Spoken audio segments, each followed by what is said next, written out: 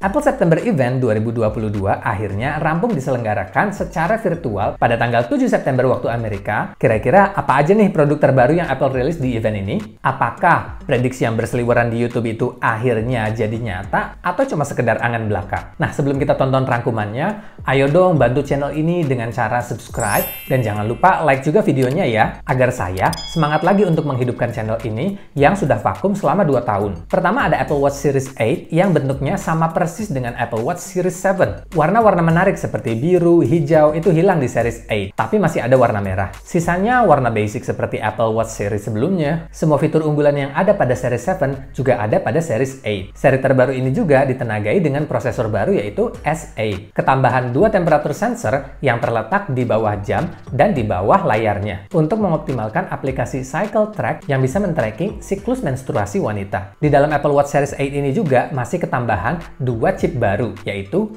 3-axis gyroscope dan high G-force accelerometer untuk mensupport fitur baru yang ada di Apple Watch Series 8 ini, yaitu crash detection. Jika penggunanya mengalami kecelakaan mobil seperti tabrakan dari depan, tertabrak dari samping, dari belakang, atau mobilnya terguling, Apple Watch Series 8 ini akan menelpon kontak darurat yang kita taruh di emergency call sebagai pertolongan pertama saat terjadi kecelakaan. Untuk harganya masih sama dengan tahun kemarin, yaitu $400 dan kalau sudah masuk iBox itu harganya di kisaran 7,5 juta untuk versi terendahnya. Selanjutnya ada Apple Watch SE yang ketambahan upgrade di prosesor, yaitu menggunakan S8 sama seperti Apple Watch Series 8. Untuk tahun ini Apple Watch SE turun harga jadi $229.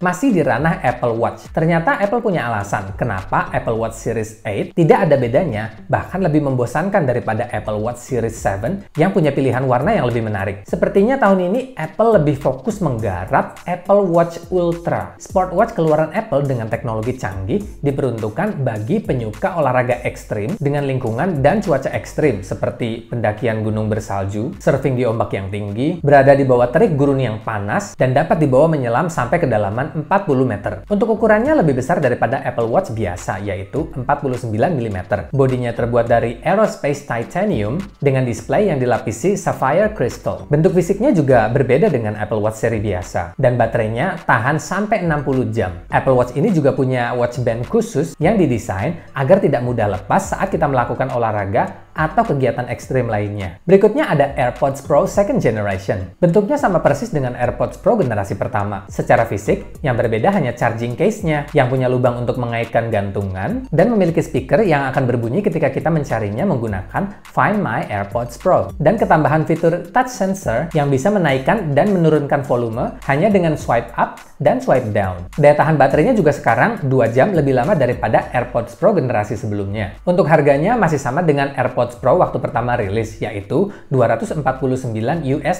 Sekarang kita lanjut ke the star of the show, iPhone 14 lineups. Kita bahas dari iPhone 14 dulu ya. Seri mini yang pernah ada di iPhone 12 dan iPhone 13 sudah nggak diterusin lagi di seri 14 dan diganti dengan seri Plus, yaitu iPhone 14 Plus dengan ukuran 6,7 inch sama dengan iPhone 14 Pro Max. Perbedaan keduanya hanya pada ukuran display dan daya tahan baterai. Sisanya dari pilihan warna, prosesor, kamera, semuanya sama. Bahkan kalau kita beli iPhone 14 yang warna putih atau warna hitam, orang nggak ada yang tahu kalau itu iPhone terbaru karena bentuk dan warnanya mirip dengan iPhone 13. Warna terbarunya sendiri blue yang mirip Sierra Blue pada iPhone 13 Pro dan 13 Pro Max, dan warna purple atau ungu yang agak pudar. Prosesornya sendiri masih menggunakan A15 Bionic yang pernah dipakai di varian iPhone 13 Pro dan iPhone 13 Pro Max. iPhone terbaru ini punya thermal system yang lebih baik agar tidak overheat saat melakukan kerja berat atau bermain game lama dengan grafik yang berat. Layarnya sudah menggunakan Super Retina XDR dengan OLED technology yang memiliki peak brightness mencapai 1200 nit. Resolusi kamera masih 12 megapiksel, tapi dengan sensor dan piksel yang lebih besar, yaitu 1,9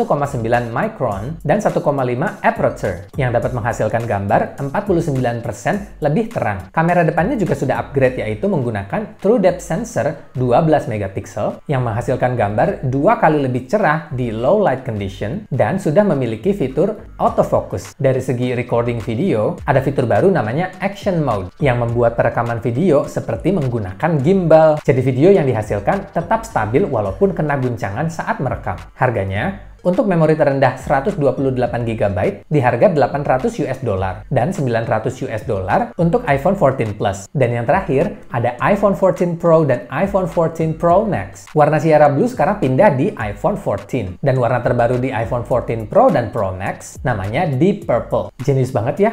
Warna ungunya jadi terlihat elegan dan nggak norak saat masuk ke jajaran Pro lineup. Sekilas bentuknya hampir sama dengan iPhone 13 Pro dan 13 Pro Max, tapi dengan kamera bump yang lebih besar. Pro Display pada iPhone Pro terbaru ini memiliki border yang lebih tipis, dengan peak brightness-nya mencapai 1600 nit dan untuk outdoor mencapai 2000 nit yang menjadikannya handphone dengan layar tercerah yang pernah ada. Dan akhirnya, setelah sekian lama, selamat tinggal Note. Selamat datang, Dynamic Island. Dulu jidatnya berponi, sekarang berpulau. Coba, memang bombastis banget ya Apple ini. Tapi jangan remehin kemampuan Dynamic Island ini. True Depth Sensor yang ada pada bagian depan kamera itu dipangkas sedemikian rupa agar memiliki ukuran yang lebih kecil. Dan Apple berhasil mendekorasinya dengan menjadikan Island ini pusat notifikasi yang intuitif dan interaktif. Dan setelah sekian lama, akhirnya iPhone 14 Pro dan iPhone 14 Pro Max